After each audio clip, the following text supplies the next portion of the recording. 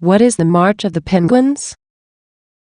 In the cold and enigmatic Antarctica, there is a species of non-flying birds that is capable of supporting a reproductive cycle at temperatures below freezing. We do not speak of 1 or 2 degrees, but -40 degrees.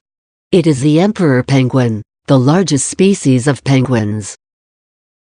It all begins in the fall, which in such latitudes occurs during the month of April. Although Antarctica is a cold place, they do not usually reproduce under conditions of intense cold.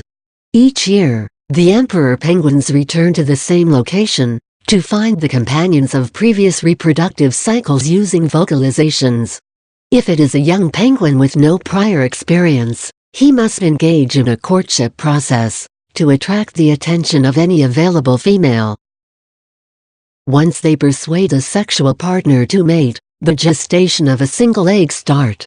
Unlike other penguins, the emperors do not build nests to place their egg, because if it got exposed to the freezing conditions, it would freeze in seconds. Instead, it should be protected to keep it warm and let the chick born.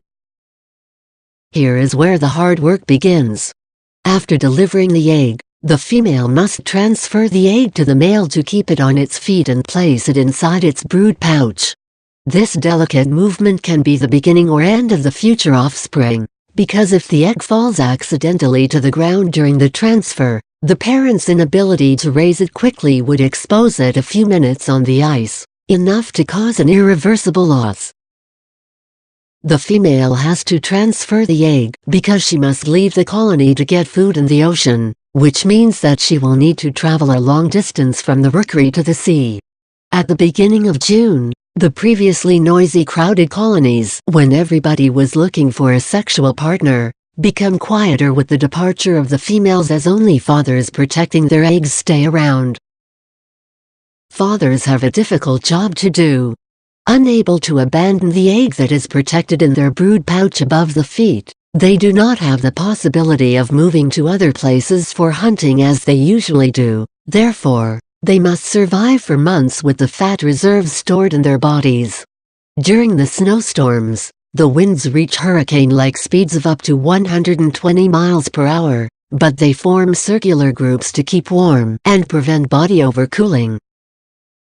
The eggs hatch after 65 to 75 days and delicate chicks, weighing between 1.7 and 7 ounces, remain between their parents' feet to protect from the harsh cold, as their weak plumage still cannot isolate from it. While their mother returns, the little penguins are fed by a substance that the fathers expel from the interior and that will provide some nutrients that will keep it healthy for some days. When the female arrives from her trip, she locates the male using vocalizations.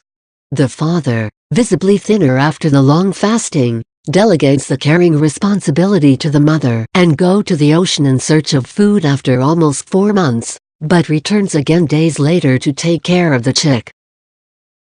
Both parents take several turns feeding, traveling and taking care of the chick, which, as it's lacked the body fat to resist the cold and it still has a small size to defend against its main predator, the Antarctic petrel, is completely vulnerable. Therefore, they depend on their parents until they grow and molt their old feathers for some water resistance so they can enter the ocean. While growing, when both parents move away to look for prey, the chicks gather to warm themselves and protect each other. Finally, with the new plumage grown, the young offspring who look lightweight, go into the water to learn how to hunt and start their independent life. After approximately 3 years, the adults now prepare during the months of January or February with plenty of food to start their first breeding and breeding season. Follow us in the social networks: Twitter, Facebook, YouTube, Pinterest, Google+, SoundCloud and others. For more information visit bioexpedition.com.